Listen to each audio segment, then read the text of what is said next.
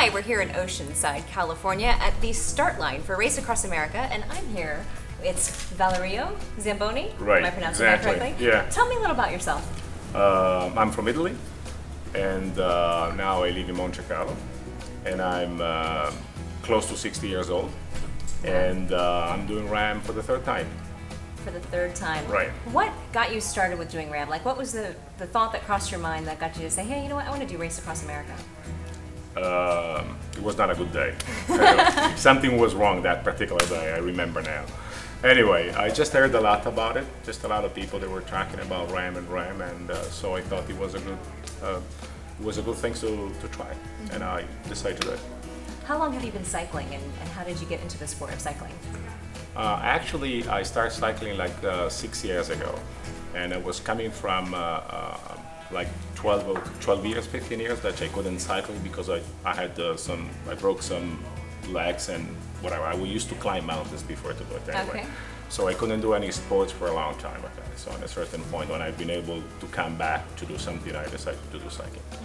You said you climbed mountains. What mountains have you climbed? Oh, mountain close to my area where I used to live in Milan. Oh, nice. Like, it was not like famous mountains Not like Everest? the K2. No, not that kind of mountains, but Okay. enough, to destroy my leg eventually, or Okay. to break my leg for a long time. Okay. How did you prepare for Race Across America? What kind of training do you do? I think, that basically the training is not so different on what people they do for other races, okay? Except the fact maybe once in a while you decide to do something longer. Maybe you start, the first time overnight, don't sleep one night, and then you start 1 month later, you do like the 12 hours, or like to increase a little bit smaller, just step by step. But considering the training, I believe it's the same training that everybody does, okay? Like intervals all the day, intervals, back and forth, back and forth, back and forth, forever, just like all the days. What kind of preparations do you have to do equipment-wise? I mean, coming here to the United States from Italy or from Monaco, what kind of packaging things and bringing things over to the United States? What kind of things do you have to buy when you're here? How do all the logistics work in preparing for riding 3,000 miles? This is a nice question for my wife, actually, because she's in charge for this, okay? And no, joking, it's a big deal. I mean, for we guys coming from Europe, it's just like not for people that actually are coming from the United States, okay? It's traveling plans and all the things is a bit more harder than, actually, it's harder than I believe that people from the United States, okay? It's a lot of stuff to do. Thanks to God I have my wife that she's taking care about all the things, okay? Good, good.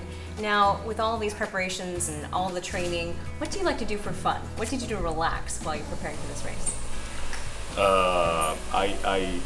I think that before the race, when you start to train again in January, I believe some of us, they start in December or January after the winter resting period.